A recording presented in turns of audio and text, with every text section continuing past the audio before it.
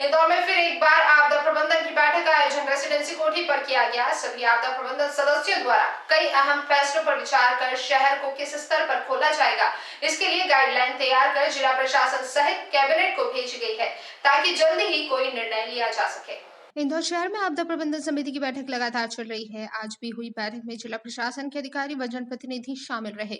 दोपहर 12 बजे से चली बैठक के बाद भी कोई उचित निर्णय प्रबंधन के सदस्यों द्वारा नहीं लिया जा सका। बैठक में शामिल सदस्य सांसद शंकर लालवानी का कहना था कि पूरा मैप तैयार कर मुख्यमंत्री शिवराज सिंह चौहान को भेजा गया है और उसी के आधार पर अब शहर को कितनी राहत मिलेगी और किन किन प्रतिष्ठानों को खोलने की छूट दी जाएगी, इसके लिए निर्णय लिया जाएगा और जल्द ही इसका निर्णय आएगा।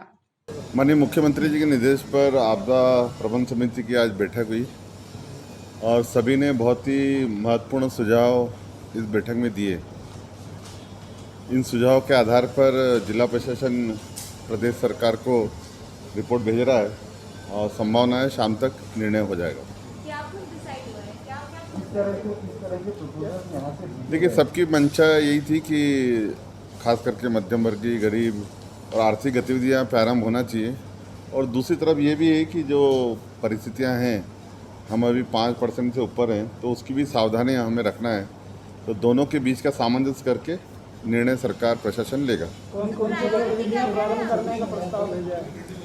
देखिए, बहुत सारे सुझाव सभी विधायकों ने दिए, जनप्रतिनिधियों ने दिए, वरिष्ठ लोगों ने दिए, वो प्रशासन ने नोट किए हैं और मुझे लगता है प्रशासन अभी तुरंत उसको भोपाल प्रदेश सरकार को भेज रहा है।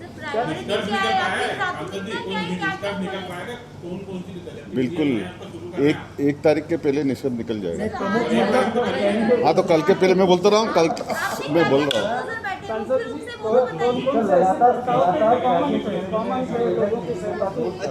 अच्छा, ये हर बार स्थिति में है आप लोग? नहीं, किसी निर्णय पर पहुंच पाए? देखिए, जो हमारे जनप्रतिनिधि हैं, सबका सुझाव लेना आवश्यक है और सबकी अपने अपने सुझाव, महत्वपूर्ण सुझाव दिए और सब सुझाव कंपाइल करके जिला प्रशासन सरकार को भेज रहा है। ऐसे कॉमन सुझाव कौन से थे जिन पर निर्णय हो सकता? देखिए, बहुत सारे सुझाव थे, अभी आपके पास सूची आ जाएगी। अच्छा शंकर भैया, इसमें पारदर्शिता क्यों नहीं हो पाती? हर बार यही होता है कि हर बार मीटिंग में भी होता है कि सुझाव मिले हैं, ये दिया है और फिर देर रात आदेश जारी हो जाता है, तब तक असमंजस की स्थिति बनी रहती है।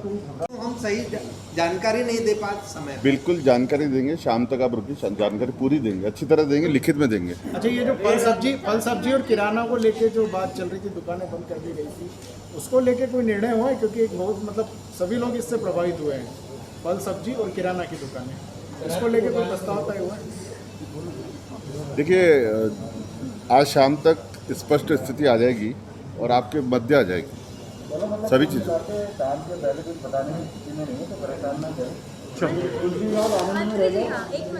शहर आपदा प्रभारी व कैबिनेट मंत्री तुलसी सिलावट का कहना है कि आपदा प्रबंधन समिति के सदस्यों ने कई अहम मुद्दों पर चर्चा कर निर्णय के लिए भोपाल भेजा है।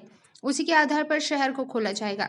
शहर में ब्लैक फंगस की स्थिति को लेकर उनका कहना था कि अभी तक करीबन 1600 इंजेक्शन की पूर्ति हो चुकी है और जल्द ही अन्य आवश्यक दवाएं भी शहर को उपलब्ध कराई जाएंगी। राहत की खबर यह है कि अब ब्लैक फंगस के मरीज सही होकर अपने घर भी लौट रहे हैं।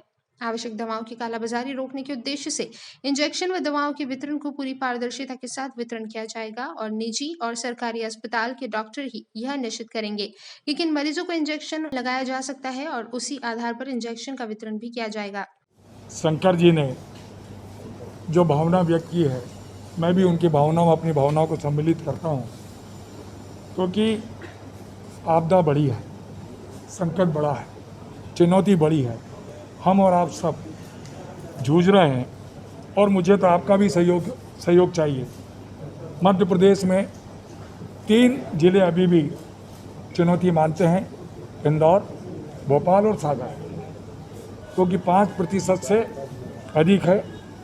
और आज जो आपदा प्रबंधन समिति की बैठक हुई है, बहुत महत्वपूर्ण सुझाव उसमें आए हैं, उनको अतिशीघ्र की बात कर रहा हूँ, क्योंकि एक गाइडलाइन शासन की है, सबका समावेश हो, इसीलिए जो शंकर भाई ने कहा वो अभी सम्मानी चर्चा करेंगे हमारी और सबकी ओर से, सबकी भावनाओं को लेकर।